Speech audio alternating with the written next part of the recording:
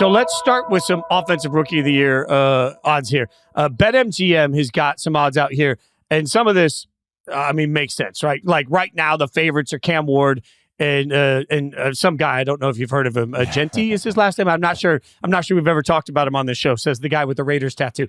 Those are your two favorites, and clearly. Because of my bias and because of my brain, I'm going to say that Ashton Genty runs away with this. But there's some interesting plays on this. Travis Hunter plus 600, Ted McMillan plus 1,300. I mean, there's some big plays. So when you look up and down at the offensive rookie of the year betting market, Frank, what stands out to you? And there's a couple things. First of all, there's a reason Cam Ward and Genty are both plus 350. Like one of those guys should win it. Like that's common sense, right? The Genty's going to get 1 million touches for the Raiders. Cam Ward's a quarterback who was drafted first, is going to start day one. Yeah, you get it. Like there's a reason these guys are favorites, but I don't like chalk, man. I don't want to just take the favorite, right? So I go down the list, and there's one other thing that stands out.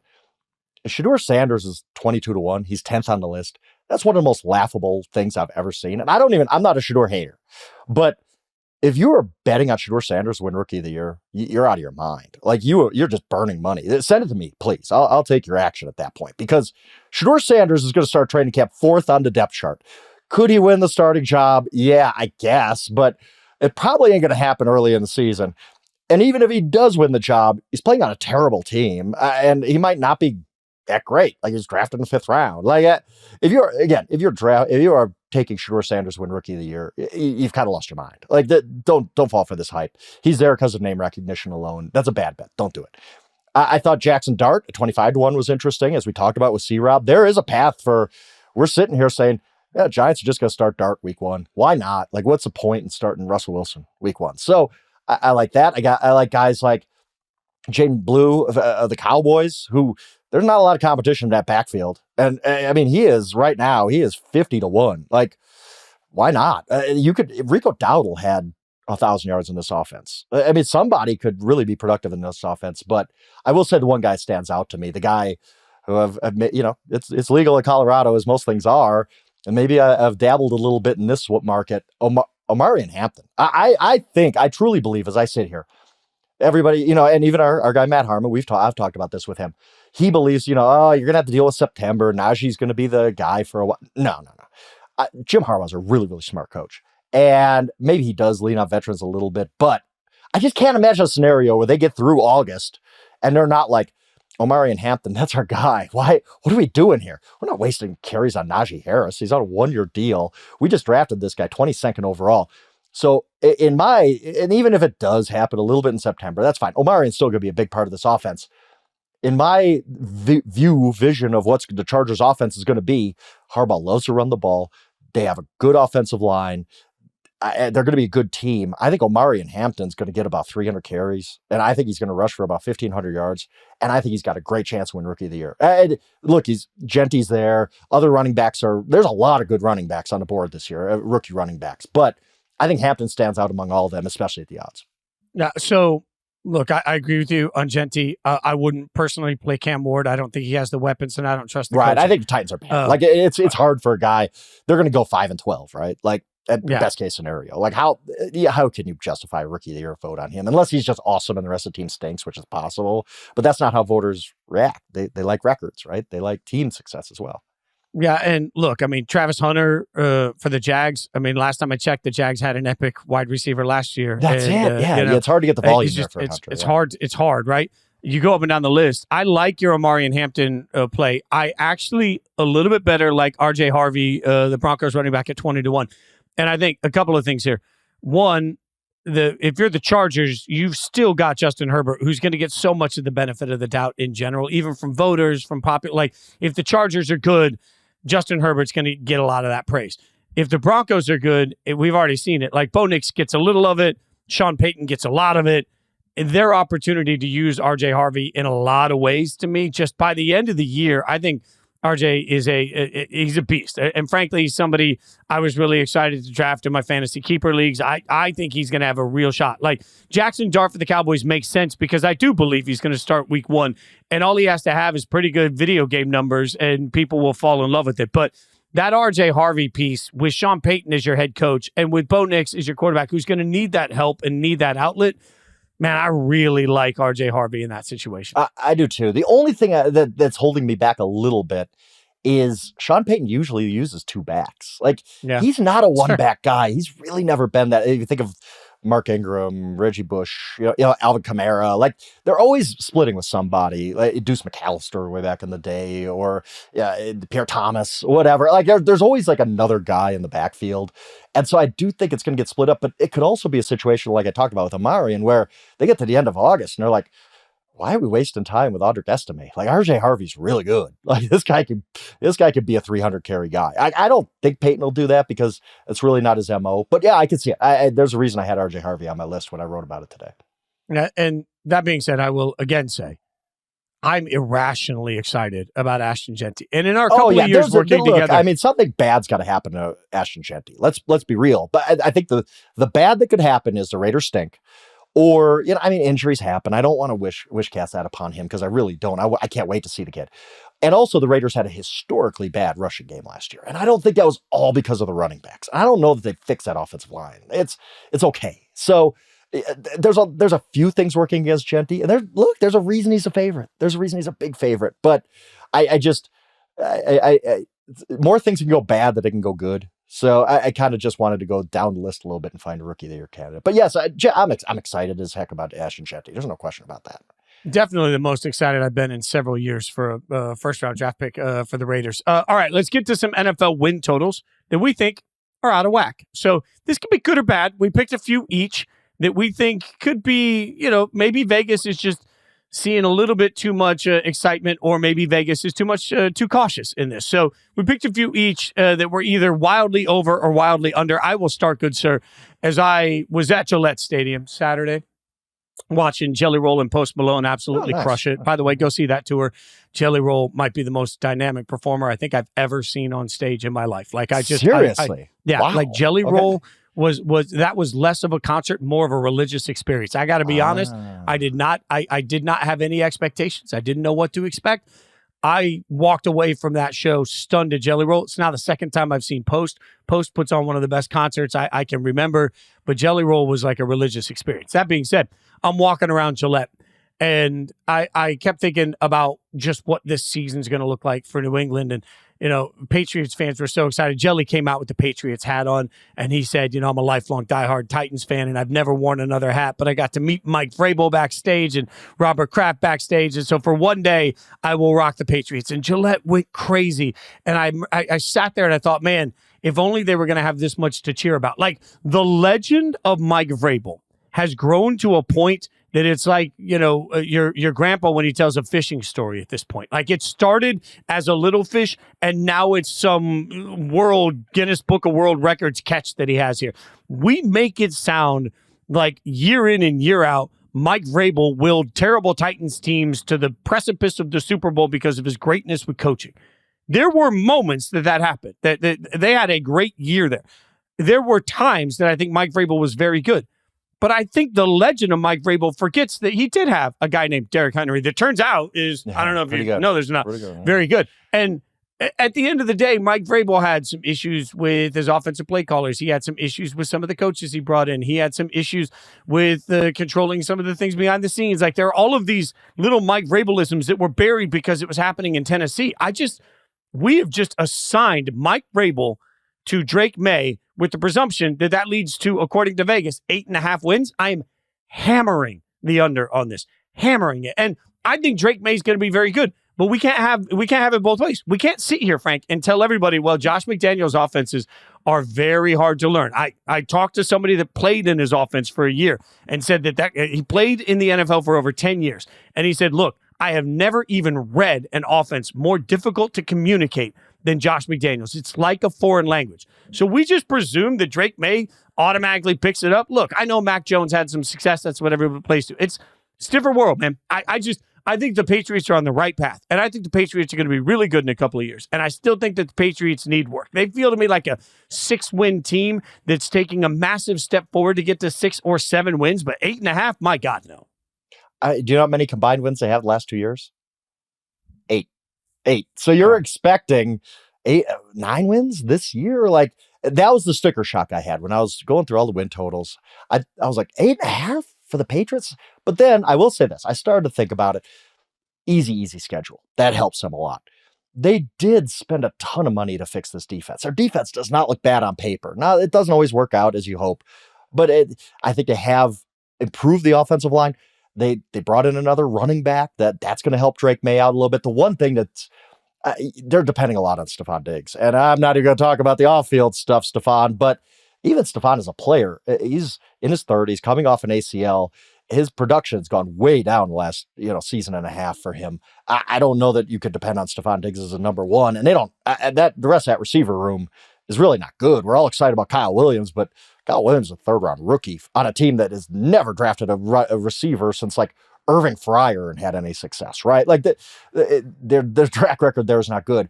I think the Patriots are going to be a lot better, but getting to 9 wins is tough, man. I mean, I don't expect any team to double its win total. And even if they do double their win total, that gives them 8 and 9 and they're still on the under. So I do agree with you here. Although the schedule's so easy that they might just back into it. I think for every Patriots fan that's saying they've got easy games, I would challenge that the other side of it is looking at it and saying, no, we got the Patriots this week. Kind of like, look, as a Raiders fan, every Raiders fan that's like, oh, man, we got the Patriots week 1. Well, guess what? In New England, they're saying, oh, man, we got the Raiders week 1. Like, it's just the way it happens. All right, give me one that you think they got off in Vegas. Yeah, I'm going to keep there's a couple of flags I'm planting this offseason, Fitz, and one of them is on Tampa Bay Buccaneers. Their win total is 9.5, and I don't see any way they don't go to 10 or higher. I could see them being one of those teams where you look up and they're like 12-5, 13-4, not because they're that good of a team, but who in the NFC South is challenging them? I mean, we know Saints are going to stink. The Panthers, I don't think their rebuild is done. Let's put it that way. I think they got a long way to go. And even the Falcons are one of those teams where I was really looking at them, studying them. Again, I'm in the middle of my preview, so I'm really looking at all these teams. And I was like, why are we so sure about Michael Penix? Why are we so confident that, I mean, yes, he had some good moments last year, but it was just okay. It was fine. Like, Michael Penix played okay, but I think everybody's just like, yep, Michael Penix. They got their guy. He's the next guy. He's the next Bo Nix. Like, we're lumping him in with these rest of these rookie quarterbacks who played really well last year when he was okay. And I don't know necessarily the Falcons are that good. So, again, I think the Buccaneers win this division by 3-4 games. Their offense is going to be awesome. I know Baker Mayfield is not going to throw 40 touchdowns again because that is he just was doing it at such a ridiculous rate last year. You can't replicate that. But you add a first-round receiver to the mix. You add Chris Godwin back to the mix. Don't forget, they played most of the season without him last year. Bucky Irving's going to be better. They had such a good draft class last year. I think their defense is going to be a little bit better. Not great, but the offense is going to be so good. The division's going to be so bad. I think the Buccaneers cruise past 10 wins. I really do. It's just one of those teams where I'm like, you know what? If the Buccaneers go 9-8, I'll just tip my cap because I really don't see any way this Buccaneers team doesn't win that division and do it going away. Yeah, I like this Tampa Bay pick by you. I second everything you said. Although I'm not planting the flag as loudly or as high as you are, I will also say that at this point, Baker Mayfield deserves a raise because every offensive coordinator he works with gets a head coaching job somewhere Mayfield's in good. The NFL. Period. Stop. Like, yeah. We need to be like, Baker Mayfield, maybe this, maybe an offensive coordinator leaves, blah, blah, blah. No, Baker Mayfield's one of the 10 best quarterbacks in the NFL. He just is. I don't know. It's crazy. His career arc is just so weird. It's so unusual. I mean, the guy got cut by the Panthers. And I mean, he signed basically for nothing with the Buccaneers because he was the only shot he had to start. But right now he's a top 10 quarterback in the NFL. He's proven that the last 2 years. Yeah, he is. The reason that Liam Cohen is in Jacksonville is because of Baker Mayfield. So let's see how that plays out. Dave Canales in Carolina. He's a 100%. Dude who's getting guys jobs. He's a kingmaker right now. I'll stay in the NFC South for one of mine also that I think, and this one I'm putting it out there a little bit, all right? Because when a win total is 5.5, you rarely play it because that's such a low number. New Orleans win total is 5.5, and I'm hammering the under. I think, Frank, that this is a entire organization that's in rebuild mode. I don't fault them for that. I don't think they anticipated well enough what was going to happen with Derek Carr. Now Tyler Shuck is going to be asked to come in and compete day one as a starting quarterback. I don't know that there's a lot of proof of concept that works there. By mid-season, when they're looking around, realizing that the entire roster is in need of dire repair and they have a shot at the first overall pick in the draft, I wonder, you can never tank in the NFL. I don't believe in tanking in the NFL. It doesn't work. I just think that it's a combination of they're not good enough and there's enough patience there. I think New Orleans is competing for the first pick in the draft, which means they're only going to win 3 or 4 games. So I'm out on the Saints at 5.5. I think this is the beginning of a long road of the next 3 or 4 years for New Orleans to get competent. Yeah, well, I generally agree. The reason that I don't mess around with win totals this low is sometimes you just stumble into going over. They play in a bad division. And last year, look, the Saints had been very mediocre for a few years, which meant, 8 wins, maybe you get to 9 if you get lucky, whatever. Last year, the bottom fell out. Well, they could point to a ton of injuries last year. They started off great. They're 2-0. We're all talking about, oh my God, the Saints are going to be awesome. Injuries hit them really, really hard. Again, they play in a bad division. I think Tyler Shuck is going to be better than Spencer Rattler was last year, and I think Shuck starts all season. I just wonder if they stumble into 6 wins. That's the only reason I'd kind of push They're playing back the NFC West, though, and I don't think they stand a chance in those games. They do get the AFC East, and let's see where we are on the Jets and the Dolphins. Right. But like, there's, I don't know that it lays out great for them. It's not terrible. All right, give me another one of yours. Another team, I'm all about the Jacksonville Jaguars this year. 7.5. I'll continue to say this. I think Liam Cohen's going to win Coach of the Year because it just lines up with the template of what has happened many, many times over the last 6, 7, 8, 9 years. New coach comes in, replaces a coach who is kind of just there. I don't think Doug Peterson was inspiring anybody the last couple of years. If Trevor Lawrence could just stay healthy, now he has Brian Thomas and Travis Hunter at receiver. I think that they're just going to be better. Everything's going to feel better about the Jacksonville Jaguars. They play in a weak division. 7.5. Yeah, I'm easily going over on that. Now, I just think the Jaguars take a big jump. I believe in Liam Cohen. I believe in his offense. I believe he's going to have this team turned around. It's just Trevor Lawrence staying healthy and Trevor Lawrence being the guy he was for that one stretch where he had that one, I think it was the end of his second year, where he was really, really good. And he hasn't been able to get that back, but maybe he just needed the right coach. Like, I just don't think Doug Peterson was the guy there. He's just kind of going through the motions as he has since the Super Bowl win in Philly. I think Liam Cohen changes that, brings a new energy. Everybody's going to talk about the dumb press conference stuff. Whatever. I don't care about that. I look at Liam Cohen's offense last year. I look at just how he can reinvigorate that franchise. I think this team wins a division. I think Liam Cohen wins Coach of the Year. And if I believe that, I got to believe way over 7.5 wins for the Jaguars. Yeah, I'm not a believer in Liam Cohen yet. I want to see it. That's I want fine. proof. I get it. Yep, and for me, you're talking about somebody that was the assistant quarterback coach for the Rams in 2020. And then he walked to Kentucky to be the offensive coordinator there for 2021. Then back to the Rams for the offensive coordinator job where he's with Sean McVay in 2022. And then goes back to Kentucky in 2023 to then end up back in Tampa Bay in 2024 where he had Baker Mayfield. And I genuinely believe Baker Mayfield is the reason that Liam Cohen has this job right now. If I'm looking at coaches and saying, man, what made Liam Cohen the guy? Like, at what point have we looked at Liam Cohen over a 2 or 3 year period and said, this guy, woo, I don't want to have to take on Liam Cohen's offenses. So, like, I'm not there. And I think the Jags weirdly have assembled talent. Like, if you were playing the video game version of the Jags, if you're playing Madden, you get stuck with the Jags, you don't feel terrible about it. So on paper, they should be on the over.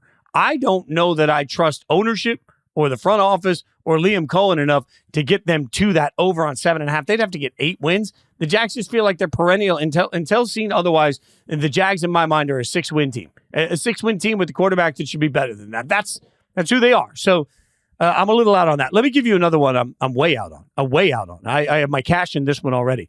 San Francisco at 10.5, hammer the under. Hammer the under. Like, and this is where everybody tells me, oh, they had so many games lost to injury last year. Okay. They did. They did. You think that, well, so did the Lions, who still won a boatload of games. But also, we think that's getting easier. Like, the injuries that happened, do we think those players are not going to be facing injury again now? Like, Christian McCaffrey would have to come back and be Christian McCaffrey for me to have any faith in the 49ers. And I just don't know that we can believe that that's happening. Like, to me, at some point you look around and say, well, now you got to figure out what to do with an aging roster that's got a bunch of players that have either departed or have been injured. This feels like a fall off to me. The 49ers are an 8-win team, maybe a 9-win team that's desperately clinging to try and figure out how to take the step forward. And now they have to do it after paying Brock Purdy. So I don't think anything gets easier for the 49ers. If they actually hit the over, if they hit 11 wins, then Shanahan should be in conversation for coach of the year because I just don't see it with the roster. I was shocked that the market didn't really adjust down for the 49ers. They were like, nope, this is still one of the best teams. 10.5 is, I believe, tied for the fifth most, win total, highest win total in the NFL. So the market didn't move. The market was like, yeah, they had a bad year. Who cares? They're going to bounce back. And I will say, as I've gone, again, I keep talking about my previews, but it's really when I start studying teams, like what happened last year and looking through the 49ers, every positive regression metric you could have, they have. They're going to bounce back. Like, it's just a matter of how much they bounce back. Now, they had a terrible offseason. Like, they lost a lot of talent. A lot of guys walked out the door. I get that. But Robert Saleh comes in for the defense. I love that. I think Robert Saleh is a heck of a defensive coach. I do think I will bet on Christian McCaffrey to bounce back because he's a Hall of Fame level talent. And we've seen it before. We've seen, Christian McCaffrey's too injury prone. He's never going to do it again. And then he comes back and wins NFL Offensive Player of the Year. Like he's one of the 10 best running backs of all time, I believe. Like I think Christian McCaffrey's in that conversation. So I think he bounces back. Like Purdy, as much as I've talked about him, I don't think they should have paid him. He does run this offense very, very well. I just think the 49ers bounce back in a big way. And they have an easy schedule. You're going to look, schedule's such a big part of this that they have a very easy schedule to the point where 11's a lot. Getting back to 11 is a lot. I'll give you that. But I don't think they fall off. I really don't. I think this team bounces back. I trust Shanahan, obviously. I've talked about him a million times. I wouldn't mess with the under. Let's put it that way. I don't know if I'm going to go over. I don't know that I'd mess with the under, though. So to be clear, they shouldn't have paid Brock Purdy, but Brock Purdy's good enough to get them to 11 wins this year. I'm a hypocrite. You already know that. You already know that, Fitz. Come on. It's my job to point it out. That's all. It's my job to point it out. That's all I'm saying. Give me one more from your side. One team that you're either over or under on. I was going to take the Commanders under, but I've talked about them a lot. Every regression metric is just screaming that they're going to take a step back. And as much as I love Jaden Daniels, I really do. He's maybe my favorite player to watch right now in the NFL. Him, Derrick Henry, I love. Lamar, I love. He's in that category already. Must-see TV. I'm glued to the screen whenever. I just don't think. I think the plexiglass principle hits them a little bit. Where they took such a big leap last year, they got to come back to earth a little bit. We're all a little bit over our skis with how good the Commanders might be this year. We'll see. We'll see. But the one, as I really, again, I was looking at the team and starting to think about them really critically. I really like the Jets. Their over-under is 5.5. I get last year was miserable for them, and I get a lot of talent left the door. But who did they really lose? I guess DJ Reed. He's a guy who was in his prime. But a lot of the guys who left the Jets are kind of were there last year for one last hurrah with Aaron Rodgers, your Tyron Smiths of the world. Even CJ Mosley was getting up there in years and he's gone now. Aaron Rodgers himself is gone. Justin Fields, yes, he's not a great passer, but he was a lot better with the Steelers last year. They did win games. And he just brings a different element you don't see in the NFL all the time. And I think Aaron Glenn, who saw him a lot with the Bears, trying to defend him when he was Lions defensive coordinator, is just going to run a different offense. They're going to let Justin Fields run and run and run. And that can be effective. Breece Hall might bounce. Like you look, I was really high on the Jets last year and they burned me. I was totally wrong about that. But the same reasons I like the Jets last year are kind of in place now. Quinnen Williams is a beast, and Sauce Gardner's going to bounce back. And I believe in this defense rebounding. Everything about the Jets was weird last year. It just got bad in a hurry and just got worse and worse and worse, and the malaise took over. But I think this Jets team bounces back. 5.5 is low. This team has still got a ton of talent, pretty good offensive line. They fortified that in the first round again this year. I just think the Jets might be a sneaky team that wins 8-9 games. And it kind of is in the fringe of playoff contention because I believe in Aaron Glenn. I think Justin Fields presents problems. He's not a great passer, but he's still does things that give a defense issues. I think the defense rebounds in a big way. I think this over-under is way, way too low on the Jets. I will say the Jets also grabbed the NFC South as their division from the NFC that they're playing. We talk about gives schedules, them opportunities for wins. I want the Jets to just go out and explode this year with Justin Fields. I felt like before I looked at the win total and I just looked at the schedule game for the Jets, I pegged them at about 6 wins and it came out at 5.5. So I agree with you that it's over. I don't know that I feel totally confident. I wouldn't, in fairness, to be honest, I wouldn't put my cash on it because I'm right on the line of where they end up. But I'm with you. I think that this team takes at least a step forward in the way that they look.